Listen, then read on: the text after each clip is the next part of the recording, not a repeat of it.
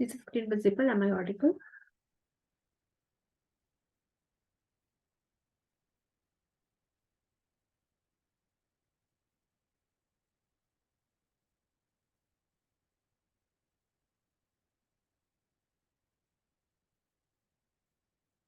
So these are the certain situations seen in medical legal issues in neonatal care. Negligence, if the child, if you're not able to screen the high risk babies, not able to follow up after discharges, not giving phototherapy on time.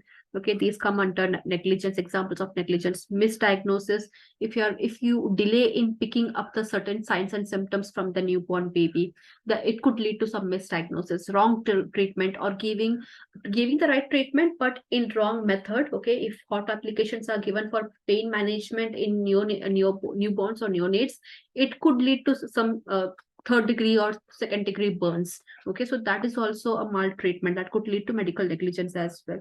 Death or permanent disability because of the negligence or sometimes wrong treatment. Okay, as mentioned earlier, if hot applications are burning the skin of the child, that could lead to deformity. Okay, lack of consent in some interventions, which is done without the consent of the parents. Okay, that and or without proper explanation, and that could lead to medical legal issues as well. Certain challenging situations which neurologists face are: first is perinatal asphyxia. This is when the baby is suffering from um, lack of oxygen. Okay, because of postnatal issues, not giving proper care during postnatal issues, or because of bad or poor antenatal management in the mothers. Okay, and certain questions which arises during the care during the neonatal care during perinatal asphyxia is: what was the reason of asphyxia? Is it something antenatal, postnatal, or it is just because of the some certain anatomical deformity the child may be having? Okay, so you have to understand the cause. What kind of timely intervention was done? Okay, what was this asphyxia preventable? Okay, because of medical care, was it preventable, or because of the medical negligence it led to asphyxia? And all the criteria of asphyxia, that is a science. Okay, if you do the Apgar score, you can understand if the child is suffering from asphyxia or not. Okay, if you're if you know about Apgar score in pediatrics. So, and any supportive evidence is there or not. For example, when a woman goes into labor, a partograph is prepared. A partograph is prepared to understand, is it if any elective cesarean section is required, or an emergency cesarean section is required, or will it be a normal labor? Will there be any complications in the labor? To assess that, a partograph is prepared. Okay, so based on the partograph, cardio topograph, that is checking the heartbeats of the fetus, okay, while the mother is in labor. The scalp pH, lactate enzymes present in the serum. Okay, these all are the evidence that is available to justify. Okay, the child was going through perinatal asphyxia, but medically it was neglected. Okay, and treatment was neglected. Other documents like placental examination, okay, amniocentesis, thrombosis, these things can also lead to some metabolic disease that can lead to perinatal asphyxia. MRI changes and the type and timing of injury. Okay, if all these diagnoses are done and still the intervention was delayed, it could conclude in medical negligence. Okay, all these investigations were pointing towards asphyxia and still the medical treatment of the neonate was delayed, it could lead to medical legal issues. Okay, the doctor or the hospital can be sued by the parents, by the victim here. Next is resuscitation of extremely low birth weight babies. This is in India. This is a very low birth weight baby situation is a very common cause of infant mortality in India. Okay. So far there is no legal guidelines of a cutoff gestation for limits of viability in our country. Okay, and however, in India we do not have any laws that say that do not resuscitate or withdraw resuscitation. We do not have that kind of law yet. So the Neonatology Forum has to come up with guidelines which recommends there should be a cutoff limit. For example, if the low birth weight baby is less than 25 weeks of gestation. Okay, for example, American Academy of Pediatrics has recommended that if any gestational age, that is, the woman is pregnant below 23 week or at least 25 week, and the birth weight of the baby is, if it is less than 400 grams, that is less than half a kilogram. Okay, and if the child has anencephaly and any genetic condition like Down syndrome, trisomy 21, trisomy 13, trisomy 18, if these kind of situations are present, and if the parents do not want resuscitation, it is ethical not to initiate resuscitation. That is what is followed in America. But in India, we do not have such laws.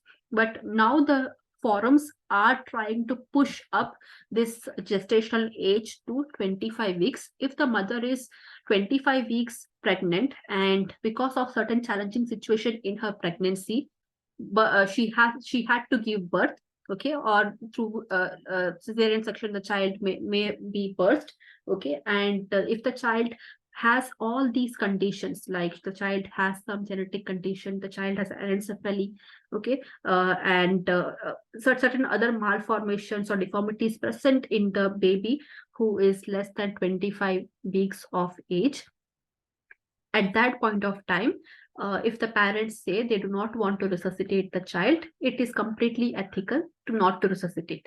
Okay, let the child have a natural death if it is not viable. Okay, we can follow that. But so far, we do not have any laws as such. Okay. Next is when there is a major malformations, how to care for a child who has a major malformations or disorders. For example, uh, any spinal deformity or neural tube deformity, spina bifida, okay, these kind of situations. What kind of medical legal issue is there if to resuscitate this baby or to continue care? What kind of life the child will have if you continue the care, keep the child alive? Does it affect the quality of life? Okay, with major disorders or major malformations, the quality of life of the child in the future should also be checked. Okay, the cost of giving a healthy life to the child, is it viable for the family members? To what extent the family can be there for this child throughout their lifetime? All these things, the prognosis as well. Today the child is in so much of pain and suffering. What if the child improves the condition tomorrow? That's the prognosis. Okay, so all these area, their outcome has to be assessed in detail, and only then parents can sign the medical document that do they want to resuscitate the child or continue the treatment. Okay, and complications like intraventricular hemorrhages in preterm babies, very common, very common cause of infant mortality in preterm babies as well, neonatal mortality. So in such cases, intensive care becomes a very difficult decision for medical teams as well as parents, because it is very difficult to keep the child alive. If the child has undergone intraventricular hemorrhage, to keep the child alive, to give a good quality of life to the child may be in a vegetative state as well. Okay, so it is very difficult. So in such cases also, resuscitation may not be required. Another challenging area is the end of life decisions in neonates. Okay, again, this is a very there is a dilemma between the ethics of it, the legal complications of it. Dilemma is not just for the medical team, but also for the parents. They are also confused what to do. Should they sign off the DNR, or should they stay put and fight for the life of the child? Okay, that becomes a painful situation on both the sides as well. But most common neonatal situations which require end of life decisions are, first is the limit of viability. Okay, there is no chance that the child can survive more than a month, or there is no chance that the child will survive even up to 6 months of age. Okay, so that is the limit of viability because of the medical condition the child is born with, or any systemic condition the child is born with. We do not think the child may survive more. So that's a limit of viability. So in such situation, end of life decision has to be taken.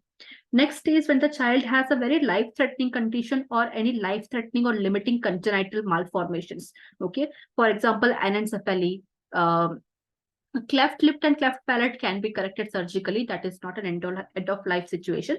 But any other malformations or deformations, some tumors in the brain or tumors in the spinal cord, that can definitely affect the growth of the child. Okay, mental retardation, it could lead to mental retardation. Quality of life is would be very poor. Prognosis is also very poor. Okay, for example, any progressive disorders, okay, congenital malformations which are progressive in nature, it will get bad and bad in the future. Okay, in such kind of conditions also, end of life decisions must be made. Then any child who is acutely ill because of sepsis or any infection, and based on the child's fragility, the child is so fragile, the newborn is so fragile, hardly 500 grams weighing child who has sepsis. Okay, it is an acute illness and there are very low chance that the child may survive, or even with the antibiotics and all those things, it is not working much. The child is not showing any improvement. Okay, the child's condition is degrading day by day. Without any delay, end of life decision discussion should be done with the parents.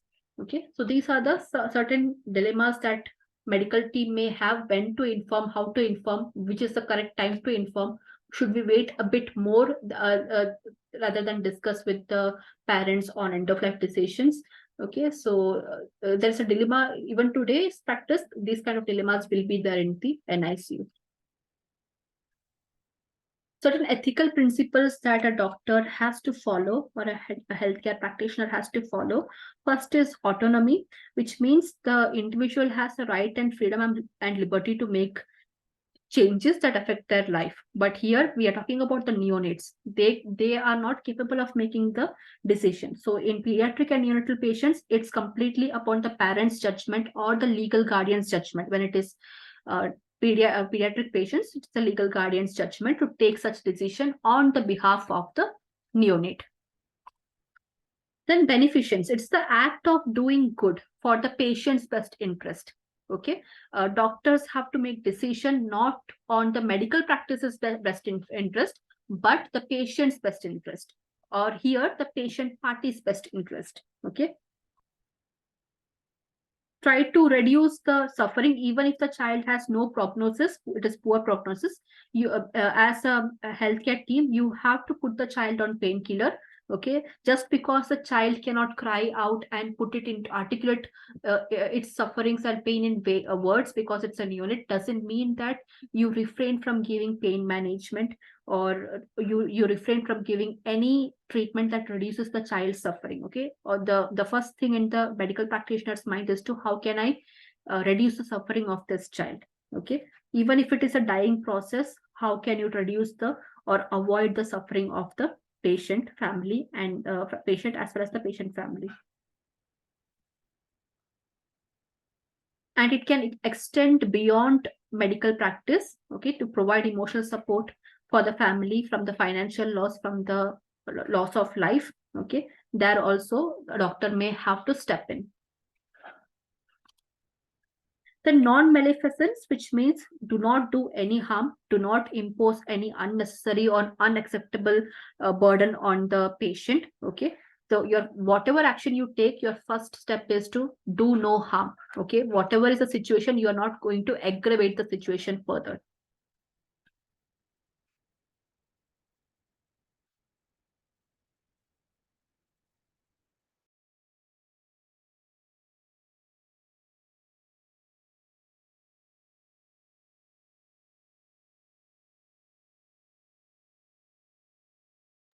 Is the screen visible?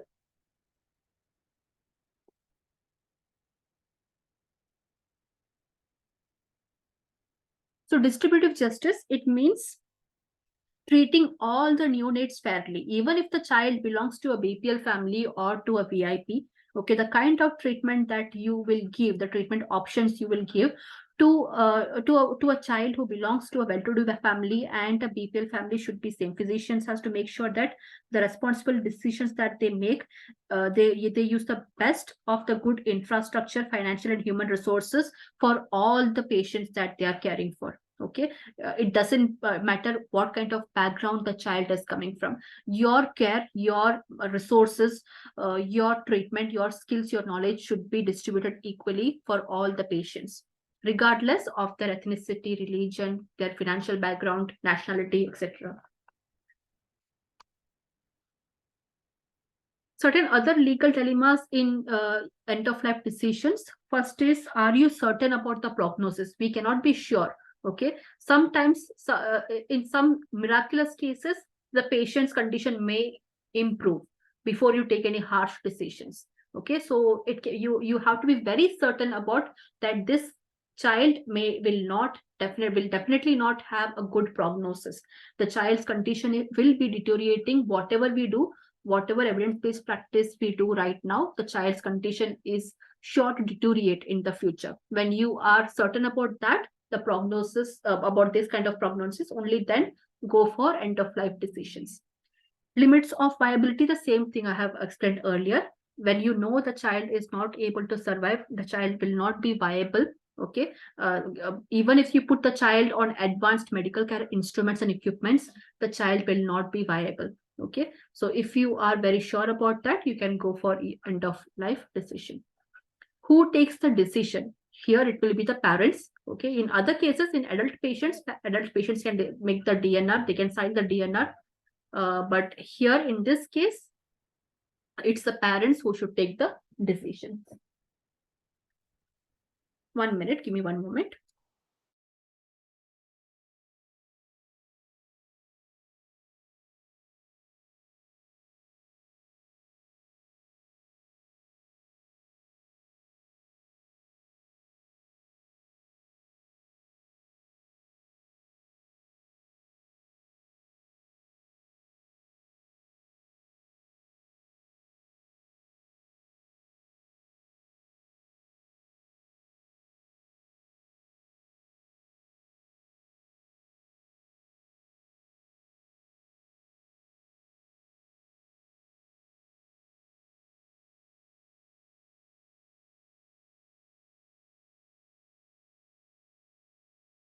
Yeah. So who takes the decision here? It's definitely the parents. If the parents are not competent to give the consent, legal guardians should be taken. There should be a surrogate present in representing the parents. They can take the consent. If the parents, for example, if the mother of the child is if it's a single mother and if she is not in a sound mental situation, okay, if she's undergoing such a certain mental health disorders, in such case, definitely a surrogate can take the medical decision. For example, the mother's parents or the next to kin of the mother, okay, these people can take the decisions. And under certain wardship laws which we have in India, based on that, the court can take the decisions what is best for the child. If the mother is an orphan and all, mentally retarded, or is not of in sound mental state, and there is no one else to make decisions for the mother and the child, in such cases, court under the wardship law can take the decision. Because in India, all the wards or the children, the decisions that the Indian courts take should be for the well-being of the child. Okay, so under the wardship law, courts can also take the decision. Then we have the situation of DNR, that is do not resuscitate. Okay, so do not initiate any procedures until and unless resuscitation DNR form is signed. Okay, and when the baby is already ventilated, for example, the child is put on ventilation and clinically the child's condition is getting worse and worse, only in those conditions we will go for DNR forms, signing the DNR forms based on consent. Then withholding the life saving treatment. LST stands for life saving treatment. Okay, it implies death is going to come. Okay, that you will not be able to prevent the death of this particular patient. Death is going to come, and to withhold any treatment necessary for immediate survival or after birth, for example, any surgical intervention, you can forego that, because whatever you do, whatever surgical interventions also you take, death is inevitable. Death is going to happen. Okay, so that are certain cases where you withhold the life saving treatment. Life saving treatments like ampubag ventilation, endotracheal tube ventilation. Okay, any cardiac massage, external cardiac massage, that is giving the CPR. Okay, administration of adrenaline medication to keep the heart pumping. Okay, these things will not be given. You will not give these things because you are very sure that death is inevitable. Why to prolong the suffering of the child? Okay, withdrawal of life-saving treatment if the child is already on ventilation, already on ampubag. Okay, already CPR resuscitation is going on. Okay, and you understand based on the cardiac monitors there is no chance child is going to come back, so you stop doing all these things. You will uh, respectfully take off the child from the ventilators or any other equipments that the child is on. So that is withdrawal of life-saving treatments. Natural death, even despite the best intensive care you have given, in certain cases, the death is inevitable. The child may undergo natural death, even though if the child was showing prognosis because of certain external or internal factors, suddenly a natural death can take place. Okay, but you have to be very articulate about this while writing the report. Cause and evidence has to be shown to prevent getting into any medical legal scenarios. So that's about the situation in neonatal care. If you have any queries, you can put in the chat box.